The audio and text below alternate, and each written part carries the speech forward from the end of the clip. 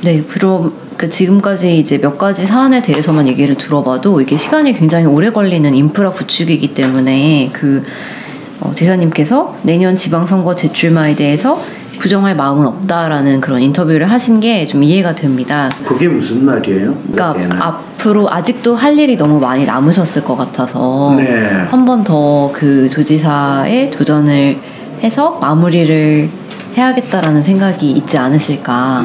벌려놓은 일은 네, 마무리를 해라. 그런 뜻의 질문이에요. 네네. 어떤 분은 아니 이렇게 갑작스럽게 교통 체계도 바꾸고 또 제2공항 한다고 나서고 그런 거는 다 네 도지사 한 번 더 하려고 지금 일 벌리는 거 아니냐 이렇게 또 그렇게 이야기도 하실 분도 네네. 있잖아요. 그렇죠. 정확하게 지금 질문의 취지가 뭔가요? 저는 이제 지사님의 마음을 이해하는 차원에서 그럴 법도 한데 이제 네, 중앙 정치 쪽에서는 너무 아쉬울 것 같다. 언제 돌아오시냐. 네. 중앙 지금 지사님을 생각해가지고 제주도에서 그렇게 골머리 싸매고 그렇게 그쪽에 있는 분들이 별로 좋은 소리도 안 해주는데 빨리 그냥 중앙 정치에 와서 중앙 정치를 차라리 하는데 이 에너지를 써야 된다. 지금 그 말씀을 하시는 건가요? 그러니까 오셔서 이제 좀 앞으로 더 뭐 대선이랄지 더 큰 일을 도모하시려면 빨리 이제 돌아오셔야 하지 않을까 이런 생각이 저는 좀 들어가지고. 그래요? 네네. 그건 진짜 저의 개인적인 생각입니다. 혹시 본인은 어떻게 생각하는지. 네, 지사님 그런 생각 있으세요? 저도 우리 어차피 제가 소속해 있는 당이 현재는 바른정당입니다만은 바른정당 한국당 할 것 없이 이제 지리멸렬하고 정말 답답하니까 어떻게 해야 되나는 생각은 있는데 이제 일단 현재는 제주도지사로서 일을 하고 있으니까 여기서 지금 벌려놓은 일에 대해서 그냥 벌리기만 하고 나 바빠서 갈게 하기에는 마음이 너무 좀 그렇죠. 붙잡히는 거죠. 그렇죠. 그리고 이거 공항이든 버스든 재선하려고 일 벌리는 거 아니냐라고 공격하는 분들인데 그런 공격은 사실 늘 있는 공격으로 생각하고요. 오히려 많은 분들이 이렇게 얘기하세요. 선거할 마음이 없나 보다. 왜냐하면 특히 선거 아직 1년도 안 남았는데 버스 발칵 뒤집어 가지고 그냥 욕먹을 걸 각오하고 하는 거 보니까 혹시 내년 선거에 안 나올 거 아닌가? 거꾸로 그렇게 생각하시는 그렇게도 생각하시는 분이 또 어떻게 또 이걸 또 좋게 해석해 주신 분들은 원희룡이니까 사심 없이 그냥 제주도를 위해서 필요하다고 생각하니까 선거야 어떻게든 거기에 연연하지 않고 일단 젊은 패기로 한번 그냥 밀고 가는 거고 도민들이 인정해 주면 하고 아니면 말겠다라는 원희룡이니까 하는 거지. 누가 다른 사람 표에 연연하고 진짜 제주도지사 재선하는 게 그냥 평생의 목표인 사람 같으면 저렇게 할 수 있겠냐? 그렇게 얘기하는 분들도 계세요. 물론 해석은 다 각각 나름의 해석입니다만은 당장은 우선은 또 제가 도민들한테 약속한 거 어차피 제2공항 정상 궤도로 올리겠다라는 거 하고 대중교통은 1년에 2만 대씩 늘어나는 거 지금 개편하고 그다음 렌트카를 잡고 그다음 주차장 잡고 하지 않으면 제주의 미래는 없고 제주의 미래는 지옥이다 라고 제가 실제로 확신을 하기 때문에 거기 할 수 있는 데까지는 해놓고 바톤을 스스로 넘기든지 도민들이 바톤을 바꾸든지 해야 되는 게 아닌가 생각을 합니다. 도청 앞에서 지금 제2공항 반대한다고 지금 이 피켓 들고 계시는 분들도 있던데 단식하셨던 꽤 오랫동안 단식하시는 분들이 계셨고요. 그런 분들은 대체 어떤 이야기를 들어야지 이 지금 제주도 상황에 대해서도 충분히 공감하고 제2공항에 대해서 조금은 더 긍정적인 생각을 가질 수 있을까요? 그래서 그게 참 요즘 늘 고민하는 부분이고요. 그래도 다행스럽게 좀 어느 정도로 지금 타협점을 찾았습니다. 예. 그러니까 기존에 그 성산으로 입지를 정하는 그 용역의 엉터리다 이게 주장이거든요. 야 우리는 야 왜 국토부가 그 공모해서 우리나라의 최고의 항공 전문가들이 모여서 했겠는데 엉터리겠냐 이런 입장인데 그걸 검증을 해보자는 거니까 좋다. 그럼 검증을 한번 해보자. 대신 검증 결과가 나오면 그다음 진행하는 거다. 이런 식으로 어느 정도 지금 타협이 돼가지고요. 아마 멀지 않은 시간 내에 엉터리가 아닐 경우에 공항의 어떤 구체적인 계획을 세우는 이 용역하고 지금 같이 발주가 될 것 같습니다. 근데 그것도 안 돼. 무조건 반대. 무조건 하는 분들이 여전히 계십니다. 네. 거기는 참 답이 없네요. 그때 진짜 그분들과 소통을 어떻게 하는가는 거의 기적을 만들어내는 일이 되겠네요. 우리 황 박사님께 자문을 구하겠습니다. 네, 저 멀리 서울에서 멀리 그냥 전화로 제가 좋은 이야기를 해드릴 수 있으면 좋겠습니다. 네. 또 한 가지 한번 여쭤보고 싶었던 게요. 그 내각제에 대해서 지지하는 그런 의견을 가지고 계시더라고요. 네. 그래서 결국 우리나라도 내각제로 가야 된다. 그리고 이 부분이 이제 우리 정치의 대안이 될 것이다라고 하시는데 그 부분에 대해서 조금 더 말씀을 부탁드리겠습니다. 제가 이렇게 대통령을 여러 번 겪어보니까 네. 늘 영웅으로 시작해서 늘 그 애물단지로 끝났거든요. 네. 더 비극적인 경우도 있고 그래서 물론 사람의 문제다라고 하는 주장도 사실은 일리는 있어요. 근데 우리가 늘 좋은 대통령을 뽑을 확률보다는 한 번 잘못 뽑으면은 이게 너무 그에 따른 부작용이 크잖아요. 그래서 대통령의 권력을 상대화시킬 필요가 있다 라는 생각이고요. 그래서 국민들이 직접 뽑은 대통령에 대한 향수랄까 애착이 강하니까 좋다. 그러면 대통령은 직접 뽑아서 두더라도 상당 부분의 행정부의 권한은 나는 내각에 분산시키는 게 맞다고 보죠. 그러면 뭐냐면 예를 들어서 지금 대통령제다 보니까 장관이 대통령의 참모거든요. 대통령제에서는. 네. 그리고 청와대가 사실 이 부서의 사실상의 인사권이나 사실상의 정책 이 부분들을 전부 다 조율해서 움직이게 됩니다. 그러다 보니까 자 대통령이 폭넓은 광폭 정치를 하게 되면 잘 굴러가게 되는데 이게 만약에 소수의 참모에 의지하면서 만약에 가게 되면 여당도 일로부터 소외되는 이런 문제들이 발생을 하거든요. 이 여기에서 모든 정치 투쟁과 이런 것들이 증폭되는 성향이 있기 때문에 어차피 우리 사회가 볼륨 자체가 이미 많이 커져 있으니까 지방의 문제는 지방자치로 많이 분산하고 중앙행정부의 문제는 행정부 내각에다가 많이 힘을 실어주고 그다음 대통령은 대통령대로 국가의 어떤 상징적인 역할이 필요한 이런 부분으로 이걸 좀 분산화시켜주는 것이 훨씬 갈등도 줄이고 우리 정치 세력끼리의 타협도 보다 쉽게 이루어지는. 근데 내각제가 되게 되면 어떤 그 장점이 있냐면 국민들이 봐서 저게 아니다 싶으면은 언제든지 선거 결과가 이 내각 구성에 바로 반영이 될 수가 있죠. 물론 혼란스럽다는 단점이 있는데 혼란스러운 거는 독일처럼 함부로 바꿀 수 없는 안전장치를 해두면 되고요. 그래서 다당제로 가야 정치 타협이 이루어지고 또 국민들 민심으로부터 괴리되었을 때는 그것을 바로바로 국정에 반영시킬 수 있게 해서는 뭔가 탄력적인 정부 구조로 가야 된다. 지금처럼 대통령으로 한 번 이기면 5년 동안 올로우 나싱으로 이렇게 되면서 또 보복까지도 반복되는 이런 부분을 언제까지 계속해야 되는가에 대해서 저 같은 경우는 깊이 고민도 하고 토론도 많이 해보고 다른 나라 사례들도 많이 보고 정치를 경험해본 입장에서 이거를 언젠가는 바꿔야 되는데 빨리 바꿀수록 좋겠다 이런 생각을 하고 있죠. 그럼 도지사로 계시면서 지금 그런 표현을 하시니까 조금 한편으로 약간 의아하게 되는 생각이 드는 부분도 있는데 실제로 이 여의도에서 국회의원으로 지내실 때도 이런 생각을 주위에 있는 다른 동료 의원들하고도 나눠보셨을 거 아닙니까?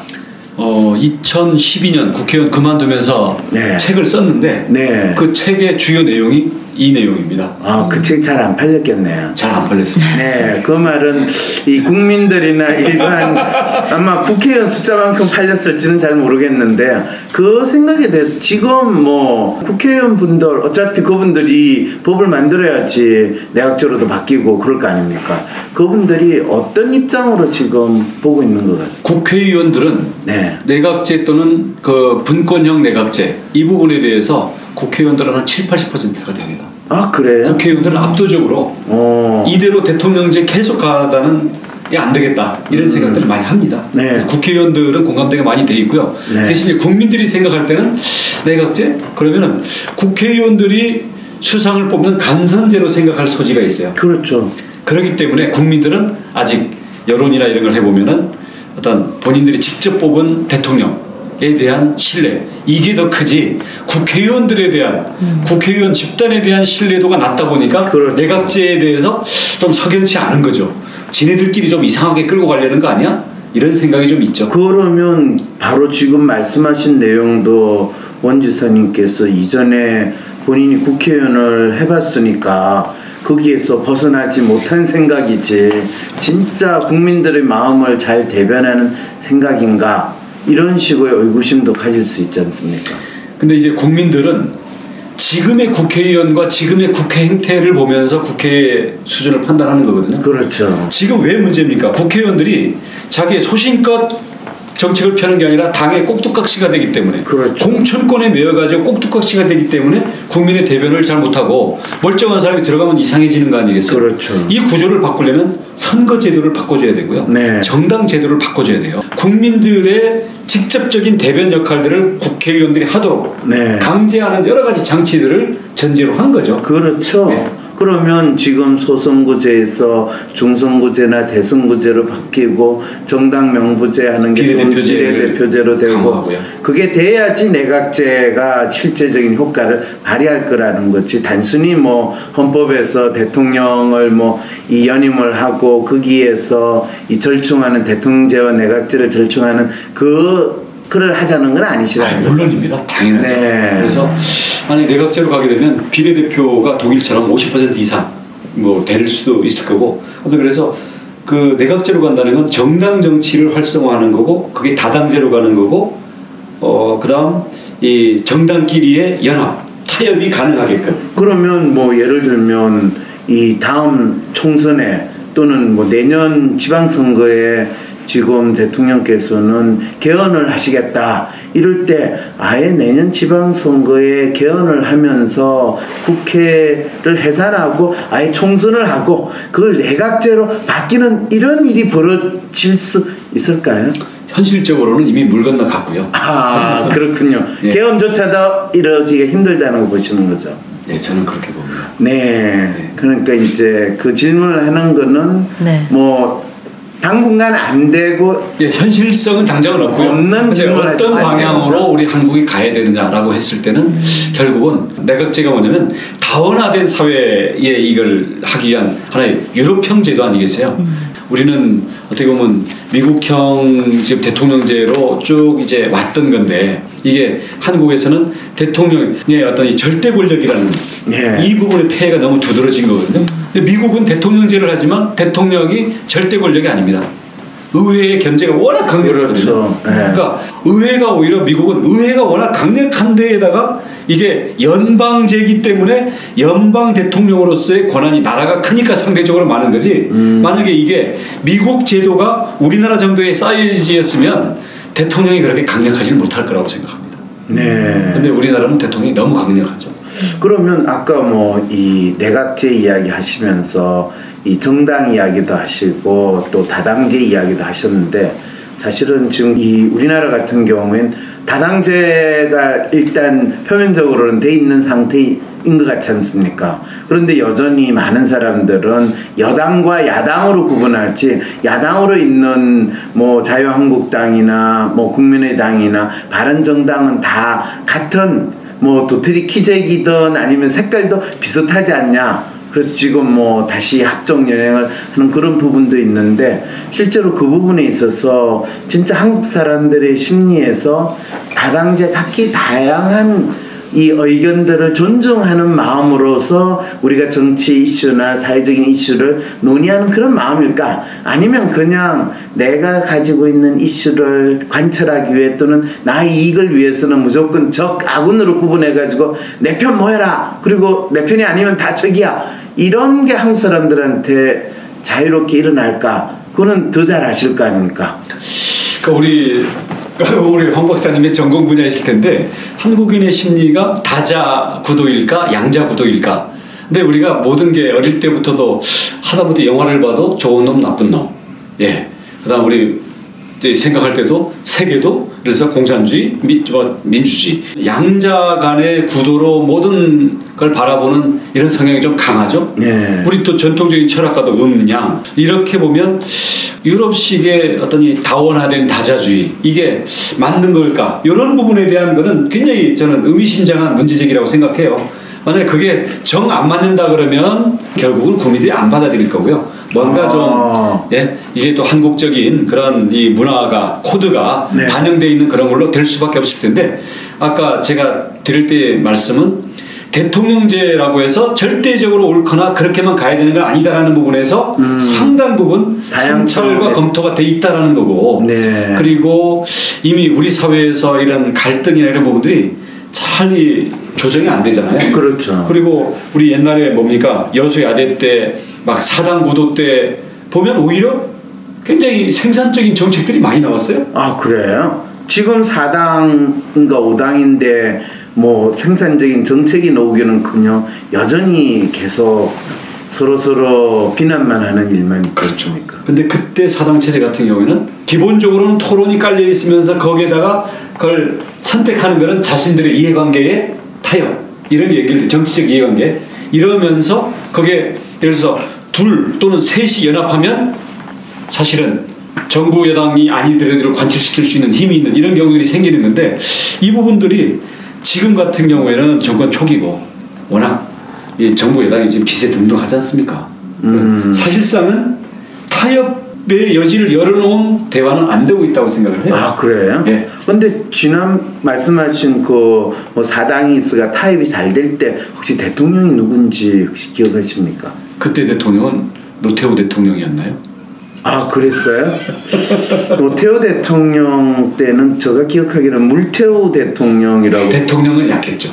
아 대통령이 약하면 국회가 나름대로 몇 개로 쪼개져 있더라도 당이 다당제라도 잘 돌아가는데 대한민국에서 대통령이 강하면 뭐 박정희 대통령이나 전두환 대통령 때는 당이 2개든 3개든 그럴 때는 당하고 관계없이 대통령이 강하냐 약하냐에 따라서 차이가 있다. 이 결론이 되네요. 그러면. 그러니까 우리 뭐 박정희 대통령 때는 우리나라가 아무튼 뭐 거칠게 얘기하면 아무것도 없는 상태에서 네. 뭔가 이 근대 국가를 만들고 산업화를 이루는 과정이었기 때문에 사실은 어떤 리더십의 추진력 이게 네. 가장 국가를 위해서 필요한 기능이었잖아요. 네. 그렇게 볼 수가 있거든요. 네. 그런 면에서 긍정적인 면이 있었다고 보고요. 네. 물론 그 과정에서 추진력을 앞세우다 보니까 이제 피해자들도 생기고 억압도 생기고 하는 문제가 있는데 근데 지금은 추진력이 문제라기보다는 조정하고 합의를 이뤄내고 갈등을 관리하는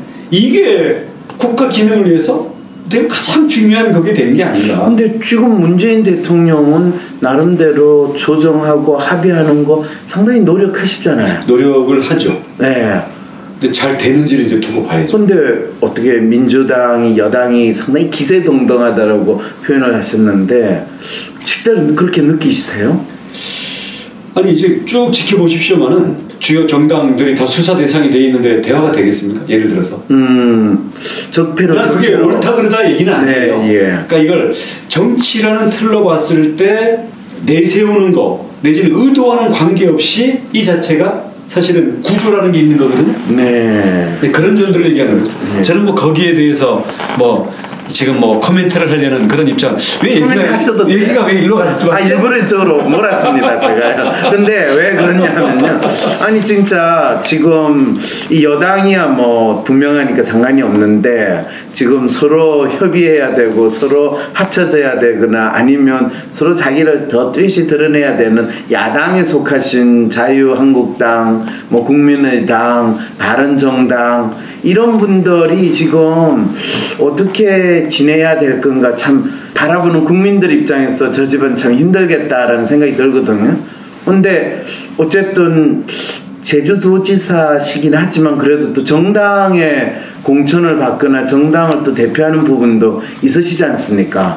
그 좀 서울에서 멀리 떨어져 있어 마음이 편하실지는 모르겠지만 그래 신경 되게 많이 써 있을 것 같은데 보시기에는 어떠셔야 될 것 같습니까? 자유한국당하고 뭐 바른정당하고 요즘 통합이 되니 안 되니 하는데 또 바른정당은 또 국민의당하고 또 통합을 하려고 하는데 이거를 어떻게 봐야 될지 한쪽에서 바람이 나가지고 이혼하자고 이혼하는데 또 다른데 바람이 났나 뭐 이런 식으로 재밌게 봐야 되는 건지 아니면 조강지처가 좋아가지고 다시 돌아가야 되는 건지 뭐 어떻게 좀 이해 조금 더 잘 아실 테니까 그쪽 사정을. 아니 뭐 중앙 정치는 뭐 일단 놔두고요. 제주도에서도 도의원들 네. 원래 저 새누리당 도의원들 14명하고 저하고 우리 탄핵 때 같이 탈당을 해서 그러셨어요? 예, 바른정당 예, 몸담고 있잖아요. 그래서 지금 뭐 그렇게 우리가 한 발 떨어져서 여유 있게 볼 입장은 전혀 못되고요. 제주도는 지금 바른정당 지배하는 아닙니다. 팽팽합니다. 그러니까 우리 도의회는 민주당하고 뭐 바른정당이 팽팽한 그런 구조인데요. 그래서 저희 우리 바른정당 소속 도의원들하고 저희하고 실제 앞으로 굉장히 현실에 거취 문제들이 걸려 있는 거기 때문에 저희는 매우 심각하고 그렇군요. 머리 아파 죽겠습니다. 네, 어떻게 거기에 대해서 지금 어떤 제가 이 자리에서 먼저 앞서 나가는 얘기를 하면 논의 자체에 대한 어떻게 보면 매너가 없는 거죠. 그래서 우리 의원들 그다음 우리 또 당원들 또 실제로 많은 의견도 있고 걱정하시는 분들하고 뭐 결론이 어떻게 되든 값에 충분히 진지하게 논의들을 하는 과정을 거쳐야죠. 지금 그런 논의들을 많은 분들이 하시고 계시는군요, 요즘에요? 예, 뭐 3, 4, 5 끼리끼리 하면서도 또 전체적으로 또 공개적으로 하기에는 너무 이른 거 아니냐 뭐 이런 생각들도 있고요. 왜냐하면 또 그게 중앙 정치에서 돌아가는 그걸 또 보고해야 되는 면도 있고요. 그렇죠. 저희는 한편으로는 지켜보고 있고 한편으로는 우리 내부에서 어떻게 되든 간에 우리가 충분히 이야기해서 가급적이면은 서로가 행동을 모아야 된다 이런 생각 그런 부담감을 좀 갖고 있죠. 그러면 그게 내년 6월달에 지방선거인데 그 전에 뭔가 좀 입장이 다 모아져야 될 텐데. 그렇죠. 그럼 제주도민들의 어떤 정치 성향이나 이런 걸 봤을 때 제주도민들은 어쩌면 바른정당이 국민의당하고 같이 가기를 원하시는 것 같습니까? 아니면 원래 자유한국당에서 나왔으니 돌아가라 이래가지고 그냥 돌아가는 이런 마음이 있으신 것 같습니까? 그거는 혹시 지금 제주도민들이 이런 마음이지 않을까라고 표현하시는 게 조금 위험한 일일까요? 위험하기 전에 저도 그게 궁금합니다. 궁금하세요? 예. 뭐 제주도에 그런 거 여론조사 같은 그런 거 안 하나요? 뭐 저희가 아직 받아본 건 없고요. 그래요? 근데 뭐 여론조사가 꼭 돌아서서는 사실은 또 전혀 다른 얘기를 할 수도 있는 거기 때문에 그래서 그 부분들에서 저희가 여러 가지 방법으로 도민의 뜻도 저희들이 겸허하게 묻고 그렇죠. 물론 최종 결단은 당사자들이 해야 되겠지만 그 과정이 좀 남아 있고요. 뭐 내년 지방선거 이제 6월이니까 지금 한 8개월 남았는데요. 대한민국 정치에서 8개월은 아주 길다. 매우 긴 시간이라고 생각합니다. 상당히 흥미진진하네요. 왜 그러냐면 제가 지난 대통령 선거 전에 호남에 가서 이 강의를 몇 번 했는데 그때 그 지역의 유지분들이 모여가지고 저 강의를 들으면서 마음이 딴 데가 있는 것 같아요. 그랬더니 강의 끝나고 나서 질문을 하더라고요. 그래서 지금 이 문재인을 지지하는 게 맞는 건가요? 안철수를 지지하는 게 맞는 건가요? 그때는 이제 선거가 그때도 한 5, 6개월 넘게 남았을 시점이었는데 거의 탄핵 정국 한참 되고 있을 때 그래서 왜 그 질문을 하시냐고 그랬더니 호남 분들은 지금 어느 쪽이 대세인지를 상당히 신경을 많이 쓰는 그런 마음이시더라고요. 그래서 제주도도 상당히 지금 그런 마음은 아닌가라는 생각이 갑자기 드는데 참고하겠습니다. 네, 그렇군요. 네. 그런데 그 지사님은 거의 그 20년 정치 인생을 봤을 때요. 정책이나 투신 발언 상당 부분이 그 민주당 색깔 가깝지 않냐 이런 이야기도 들으시는 것 같은데. 아니 이건 지금 또 무슨 더불어 민주당으로 이렇게 입당을 하실 생각은 전혀 없으신가요? 아니요, 보수적인 쪽에서 보면 민주당하고 어떤 때는 뭐 겹치는 이런 부분도 있을 텐데 민주당이나 진보 쪽에서 보면 원희룡은 할 수 없이 보수구나 이렇게 보는 부분들도 많아요. 어떤 부분에서 특히 그러냐면 우리는 특히 안보 문제나 이런 부분에 갔을 때는 우리 북한도 포용을 해야 된다고는 생각을 하지만 네. 결코 그런 부분들을 북한의 선의만 믿거나 아니면 우리가 뭐 노력을 하면 별 수 없을 거다라는 식으로 저희는 좀 나이브한 접근에 대해서는 저는 철저히 거리를 두는 편입니다. 아, 그러세요? 네. 선의를 존중해야 되고 선의를 믿어서 그 인기 상당히 올라가신 분이 안희정 지사 아니셨나요? 저는 선의를 물론 이끌어내야 되지만 저는 악의에 대해서도 늘 대비가 되어 있어야 된다고 생각합니다. 예, 그런 그 부분하고요. 그다음에 이제 경제 그리고 우리 사회에서 여러 가지 문제를 바라보는 시각에 있어서 그래서 예를 들어서 과거에 우리 대한민국 정부 세우고 박정희 뭐 그 시대를 겪고 하는 부분에 있어서 문제도 많았지만 저희는 거기서 이루었던 어떤 성취 그리고 성취를 할 수 있던 여러 가지 조건 이런 부분을 이념이나 어떤 하나의 관념적인 부분을 가지고 쉽사리 이거를 폄하하거나 부정해서는 안 된다는 생각은 갖고 있죠.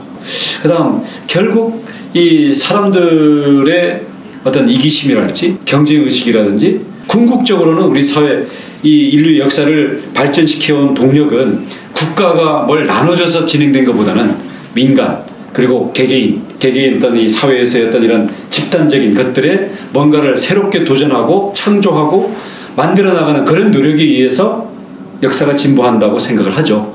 우리가 자본주의 시장 경제의 문제점을 해결하기 위한 어떤 수정 자본주의적이거나 복지국가적인 부분에 대해서는 우리가 많이 수용을 하지만 그래도 우리 대한민국의 어떤 성장의 심장을 뛰게 하는 그런 어떤 원동력 이 부분에 대해서 쉽게 죽일 수 있는 부분들에 대해서 너무나 그렇게 이념적으로 확신에 차서 가서는 안 된다. 예를 들어서 이 사회주의적인 방식이 부분적으로 보완적으로 개입되는 건 모르겠지만 역사적으로 실패한 사회주의 방식을 뭔가 거기에 새로운 희망이 있는 것처럼 간다라는 부분에 대해서는 그렇게 가면 대한민국이 동력이 꺼진다고 생각을 하죠. 그런 걸 가지고 한다면 사회주의보다는 이 자유주의와 개인의 창의력 그리고 어떤 시장에 의한 어떤 이 자유로운 경쟁 이 부분을 살리면서 나머지를 보완해서 가야 된다라는 면에서는 보수라고 할 수 있죠. 어찌됐든 민주당에는 결코 안 가겠다. 지금 이 말씀을 이렇게 어렵게 설명을 하셨어요. 그러면 자유한국당으로 다시 돌아갈 것인가에 대해서 상당히 고민을 많이 한다라는 것도 지금 또 그렇게 표현을 하셨네요. 해석은 뭐 황 박사님 네, 그게 저의 해석입니다. 네. 아, 참 듣는 분들도 네 각자 해석을 하시기를 바라면서 이제 거의 마지막으로 접어드는데요. 일단 정치인이 아닌 인간 원희룡을 소개할 때 자신을 어떤 사람으로 알리고 싶으신가요? 어떤 사람이라고 또 생각을 하시나요? 우선 저는 인간 원희룡 좀 뭐랄까요? 에너지가 좀 많죠.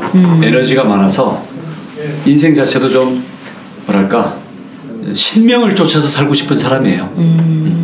가늘고 길게 살기보다는 뭔가 리듬을 만들고 우주 속으로 사라지고 싶은 사람이죠. 그래요? 네. 그 지금 말씀하시는 걸 들으면서 사실은 지사님을 제가 처음 뵌 게 한 10년 넘게 국회의원 하실 때 뵀는데 네. 그때보다 연세가 상당히 많이 들었는데 에너지는 더 높아지신 것 같아요. 그래서 아까 인간 원희룡이 상당히 에너지가 있다고 그랬는데 옛날에는 안 그랬던 것 같은데 이 생각이 안뜻 들었거든요.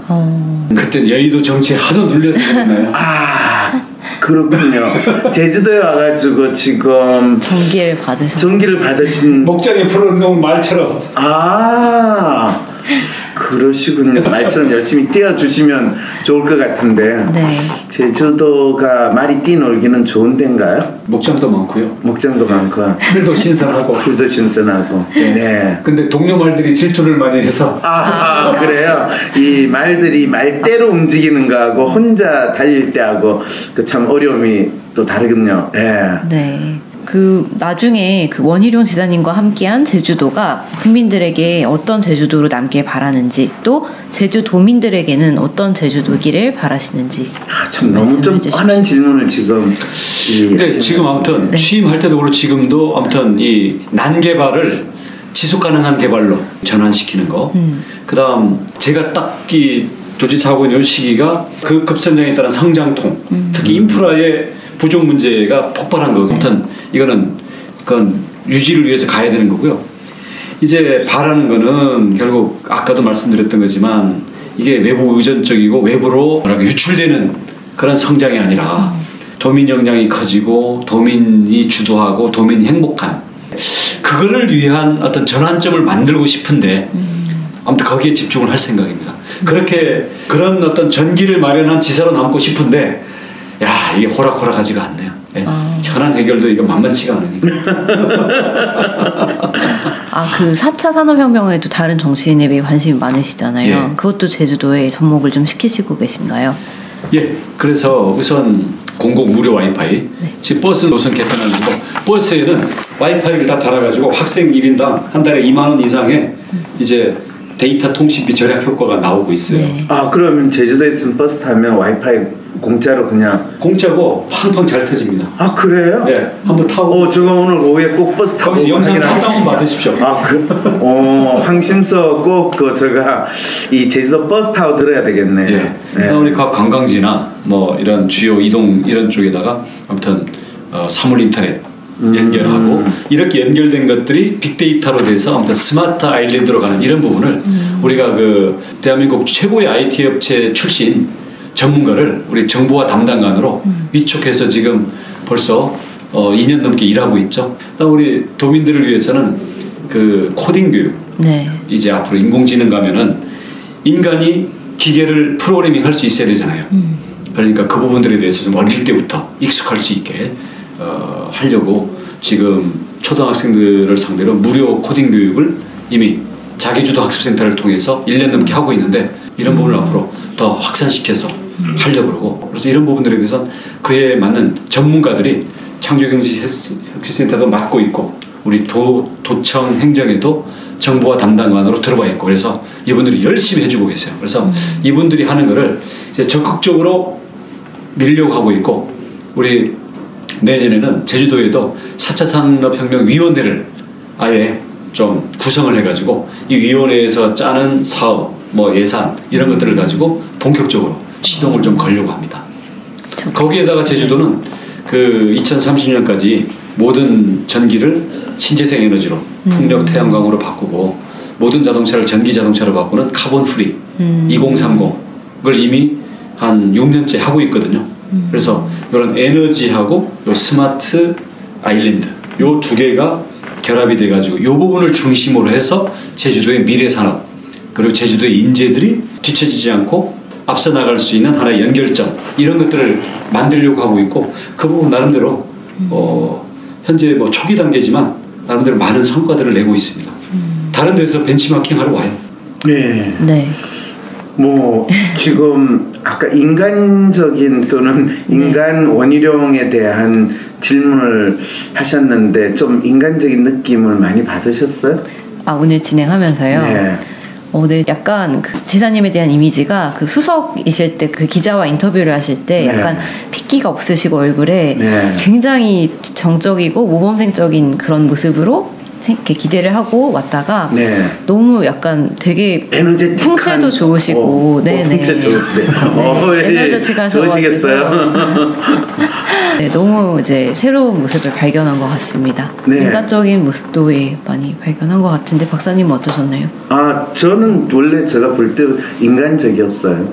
원래 그래서 뭐 조금 지금은 네. 이제 제주도에 와가지고 좀 더 말 같은 모습으로 살겠다 이런 이야기를 해서 제가 그렇지 아무래도 제주도니까 뭐 이런 생각을 해서 아까 여쭤본 거예요. 요즘 제주도가 너무 많이 개발이 돼가지고 말이 뛰어놀 만하니까 이게 걱정도 돼가 그냥 웬만하면 빨리 서울로 다시 가셔야 되지 않냐 이 걱정도 들었거든요. 난개발을 이제 막으시고 네. 다시 말이 뛰놀 수 있는 목장을 더 늘리신다. 그 이야기는 아닌 것 같은데 네 어쨌든 간에 오늘 상당히 오랫동안 인터뷰를 하셨는데 뭐 처음에 뭐 예상했던 또는 기대했던 질문들 충분히 다 하신 것 같으세요? 네, 저는 다 한 것 같습니다. 오늘 이렇게 어렵게 시간 내주셔서 감사하고 그 마지막으로 저희 황심소 애청자분들께 한마디 해주시겠어요? 우리 전국 방송이거든요. 네. 오, 전국이 매달 100만 명 이상씩 듣습니다. 네. 예. 원래는 이 상담이라는 게 좀 개인적인 일, 또 자기 주변의 일 이런 걸로 상담도 하고 힐링도 해야 되는 그런 거라고 생각을 하죠. 저도 뭐 물론 그런 게 많이 있습니다만은 이게 시사 상담소니까 그만큼 우리 이 세상 돌아가는 거, 또 정치 돌아가는 거 서로 다 연결되다 보니까 그게 나의 개인 생활에도 영향을 미치는 그게 커진 거죠. 그래서 야, 결국 시사 상담소가 생기는 그날이 오고 말았구나 하는 생각도 들고요. 그거를 우리 단순히 그냥 정치 해설이면 잘 그때그때 지나고 마는 건데 우리 황상민 소장님 심리 전문가 또 이 심리와 우리 사회에 대한 어떤 이 병리 이 부분을 뚫어보시고 또 짚어주시는 분이 계시니까 저 기대가 많이 되네요. 그래서 앞으로 그 시사상담소의 탐지 범위를 제주도로도 좀 비춰주셔가지고 제주도민들은 과연 마음이 행복한가, 뭐가 불안한가, 그리고 도지사를 뭐를 못마땅하는가, 연구 영역을 도지사는 뭔가 마음속에 도대체 무슨 꿍꿍이를 가지고 무슨 생각을 가지고 하고 있고 또 뭐가 저렇게 또 나름대로 아프고 또 힘을 얻고 좌절하고 있을까 이런 부분을 이렇게 가끔씩 비춰주시면 저희들도 큰 도움을 얻겠습니다. 네, 실제로 사실은 오늘 도지사님하고 인터뷰를 하는 게 이 인터뷰의 기본 테마가 사실 도지사님을 통해서 제주도민들은 대체 뭘 바라고 어떻게 살기를 원하는가 그거에 대해서 탐색을 하면서 또 그거를 또 나름대로 이루어 주시려고 노력을 하다 보면 얼마나 속이 답답하고 마음이 아프실까 이분을 좀 힐링시켜드리자 라는 취지가 이 인터뷰에 좀 담겨 있거든요. 그러다 보니까 결국에 힐링이 될까 힐링을 하려다가 킬링이 되고 말까 이제 이런 우려도 있는데 오늘 이 인터뷰하는 시간은 조금 힐링이 된 것 같습니까? 좀 울고 나면 후련하잖아요. 네. 창피하긴 하지만 그런 것처럼 오늘 그래도 아니 저는 뭐 무슨 얘기를 한다라는 그 준비는 안 하고 왔는데 오늘 변호사님 얘기하는 게 제가 술술술술 그 얘기를 하다 보니까 조금 후련한 생각은 드는데 조금 창피한 생각도 드네요. 창피한 부분은 전혀 저는 안 느끼고 조금 더 인간적인 모습은 느꼈습니다. 네, 그러면 뭐 마무리 정리를 다 해주시나요? 네, 그 제주도 와가지고 이렇게 원희룡 지사님과 좋은 시간을 함께 할 수 있어서 정말 즐거웠고요. 네, 이렇게 마무리를 그러면 하도록 하겠습니다. 네, 감사합니다. 이 바쁜 시간 내어주셔서 정말 감사합니다. 네, 감사합니다. 고맙습니다. 지금 3년 동안 그 정치를 하셨는데요, 제주도에서. 지금까지 만족스러우시고 앞으로도 또 제주도지사가 되셨으면 그 지지를 하실지 궁금합니다. 없는데 어른들하는 얘기 보면 좀 시끄럽긴 해요. 원희룡 지사하고 나서 동네동네마다 시끄럽다는 얘기가 좀 많이 나오고 있는 것 같아요. 어떤 제주도가 되기를 바라시는지 제주도민으로서 한 말씀 해주십시오. 뭔지 몰라도 좀 일자리도 많아지고 좀 발전됐으면 좋겠어요. 환경이나 이런 거 외집 사람들이 뭐 많이 말하는데 좀 더 발전이 많이 돼야 된다고 생각해요. 원희룡 지사님이 굉장히 똑똑하신 분이시잖아요. 그래서 제주도가 그들만의 세상 좀 갇혀있는 섬 이런 느낌이었다면 요즘에는 굉장히 세계로 뻗어나가는 제주가 되어가고 있는 것 같습니다. 그런 예로 지금 코딩 교육 같은 것도 선도적으로 실시하고 계시고 4차 산업혁명도 대비하고 계시고 또 중국과의 관계에서도 굉장히 좀 잘 이렇게 기반을 마련해 나가고 있지 않나라고 생각이 드는데 어떻게 보시나요? 코딩이고 이건 모르겠고 어쨌든 중국인들이 오는 걸 확실하게 해결을 해가지고 좀 개발도 좀 되고 땅값도 좀 오르고 좀 건물들도 팍팍 짓게 하고 도로도 좀 다 놓고 이래야 되는데 그런 것들 자꾸 안 된다 그러고 개발을 억제해야 된다 그러니까 이 양반을 왜 뽑았나 이런 생각도 좀 들고요. 지금 제주도를 잘 살게 하겠다는 건지 더 못 살게 하겠다는 건지 저는 좀 헷갈리고 그런 것들이 좀 마음에 안 드네요. 그런데 제주도는 뭐 더 이상 제주도를 벗어나서는 다른 지역으로 옮길 수가 없으니까 개발을 제한해야 된다라는 것도 굉장히 합리적인 생각 같은데요. 제주도민으로서 제주도가 지나치게 개발이 돼서 오염이 되고 또 그 기존에 가지고 있던 풍토들이 이렇게 무너진다면 좀 문제가 있지 않을까요? 맞아요. 우리 동네 좀 가보세요. 우리 동네 지금 제 땅도 그렇고 이웃 땅도 그렇고 다들 개발 못해갖고 개발만 볼 때 다 쳤다 까놓고서 아무것도 못하고 지금 완전히 돈만 까먹고 있는 사람 천재예요 지금. 그게 더 문제지. 무슨 개발을 너무 많이 해서 문제고. 지금 제주도 얼마나 큰데 다들 지금 그런 것 때문에 골치 아파요. 이자 내기도 바쁘고. 원희룡 지사가 굉장히 합리적인 보수를 추구하시는 분이시잖아요. 그래서 그 박근혜 전 대통령의 탄핵과 함께 그 바른정당으로 당을 옮기신 걸로 알고 있습니다. 그 부분에 대해서 어떻게 생각하시나요? 아니 그러니까 이 양반이 참 똑똑하고 공부 잘하고 그랬었는데 왜 갑자기 탈당을 해가지고 지금 다 자유한국당 돌아가고 있고 지금 다들 힘들잖아요. 그러니까 이 양반이 지사로 와가지고 지금 좀 헷갈리는 것 같아. 서울 가서 다시 좀 만나고 이래야 돼. 중앙정치로 가야 돼 이 사람 좀. 근데 지금 그러면은 자유한국당으로 돌아가면 좋겠다라는 도민의 바람인가요? 그 사람 지지하는 마음에서 뽑아줬는데 아니 자유한국당을 가던 새누리당을 다시 만들던 자기가 좀 중심이 돼서 뭘 해야지. 지금 도지사로서 자꾸 도민들 피곤하게 좀 하지 말고 중앙으로 올라가는 것도 한번 생각해봤으면 좋겠어 이 사람. 그러면 다음 도지사 후보로 아마 원희룡 지사가 재선을 도전하실 것으로 보이는데요. 그러면 원희룡 지사 지지를 안 하시겠다는 입장이신가요? 어떻게 하실까요? 그런 것 때문에 땅도 못 팔고 집도 못 짓고 도로도 막히고 답답한데 아무래도 뭐 딱 생각해보면 또 그런 것만 한 사람도 없는 것 같고 또 북한도 뭐 또 핵 쏜다 그러고 뭐 한다 그러니까 원희룡 그런 분이 좀 제주도에다 군대를 좀 유치를 했으면 좋겠어. 군인을 더 갖다 놔야 되나 이런 생각도 좀 들고 그래도 원희룡밖에 없는 것 같긴 해요. 원희룡 짱!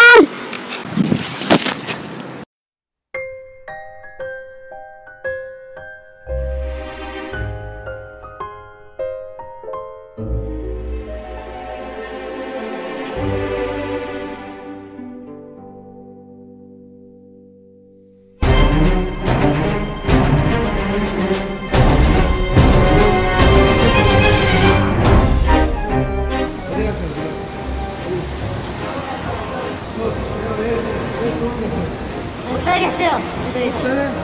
아니 이 좋은 차가 너무 막혀.